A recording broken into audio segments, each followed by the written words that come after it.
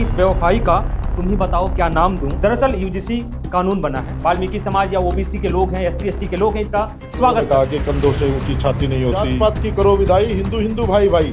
जैसे ही यूजीसी बिलाई की जात बता दी लोगों ने। अगर मोदी हमारे वो भी कर ले, आज वो मोदी को गाली दे रहे हैं। 30 मेंबर थे और उसमें 16 मेंबर तो भाजपा के थे। इन लोगों ने देखा कि पूरे देश में एससी एसटी ओबीसी में जागरूकता होता है। रोहित वेमुला बिठाए हुए चीफ जस्टिस से इस पर रोक लगवाएंगे।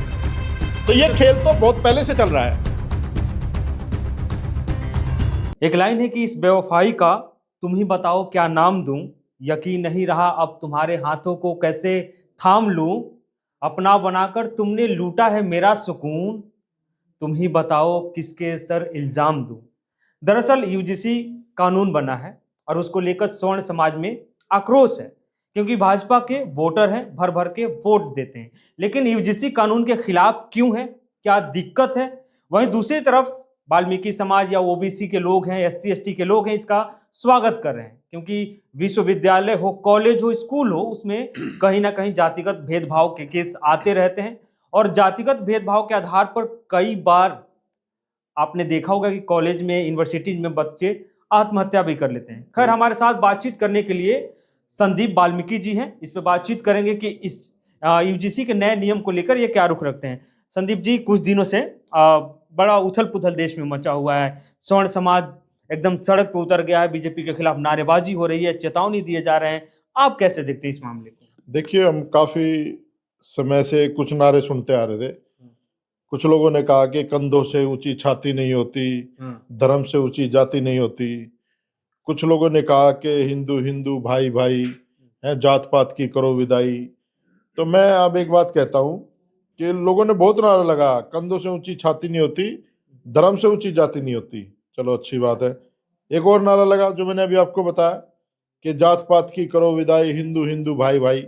इसमें मैंने चंद लाइनें और जोड़ी हैं कि जात पात की करो विदाई, हिंदू हिंदू भाई भाई। जैसे ही यूजीसी बिलाई, सवर्णों ने अपनी औकात दिखाई है, मची खलबली, है ना। और सामने आ गया मंडल कमीशन। एक तरह से मैं कहूं, जब लागू हुआ था तो यही माहौल था देश में। तो मैं ये कहना चाहता हूं, जो ये प्रतिक्रिया इन लोगों ने दिखाई, आज मैं कह रहा हूं 4-5 दिन से लोग सोचते थे मोदी जी जो है वो ओबीसी नहीं है, और इन्होंने कुछ कुछ बताया। मोदी की जात बता दी लोगों ने। जूते मार रहे हैं लोग, ये स्वर्ण जाति के लोग।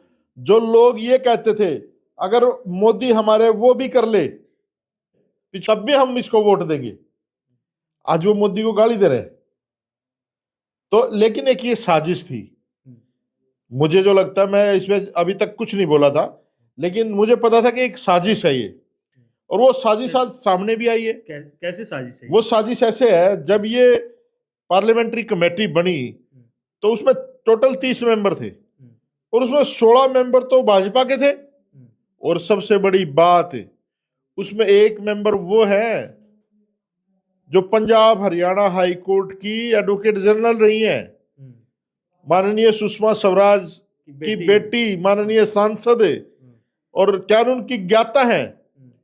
तो ये क्या था? ये जैसे इन लोगों ने देखा कि पूरे देश में एससी एसटी ओबीसी में जागरूकता आ रही है, ये लोग आज जातीय जनगणना की बात कर रहे हैं, ये लोग आज अपने प्रतिनिधित्व की बात कर रहे हैं, तो इन्होंने सोचा कि इनको क्या लॉलीपॉप दिया जाए। तो ये यूजीसी कानून लेकर के आए। अच्छी बात है, कानून बढ़िया बना था, लेके भी आए। डिस्क्रिमिनेशन होता है, रोहित वेमुला आप लोगों ने देखा है, आपने जेएनयू में देखा क्या हुआ था, दिल्ली विश्वविद्यालय में आप देखते हैं क्या होता है।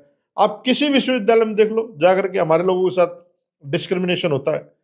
तो ये लोग सोच के तो ये आए थे कि ये हम कानून इनके फायदे के लिए लेके आएंगे और अपने ही लोगों से विरोध करवाएंगे, जो कि 4-5 दिन से चल ही रहा था, और फिर अपने ही बिठाए हुए चीफ जस्टिस से इस पर रोक लगवाएंगे। तो ये खेल तो बहुत पहले से चल रहा है, और जो लोग बुद्धिजीवी लोग हैं वो इस बात को समझते हैं। और मैं इस बात को इसलिए नजदीकी से समझता हूं कि मैं खुद एक अधिवक्ता हूं, एडवोकेट हूं।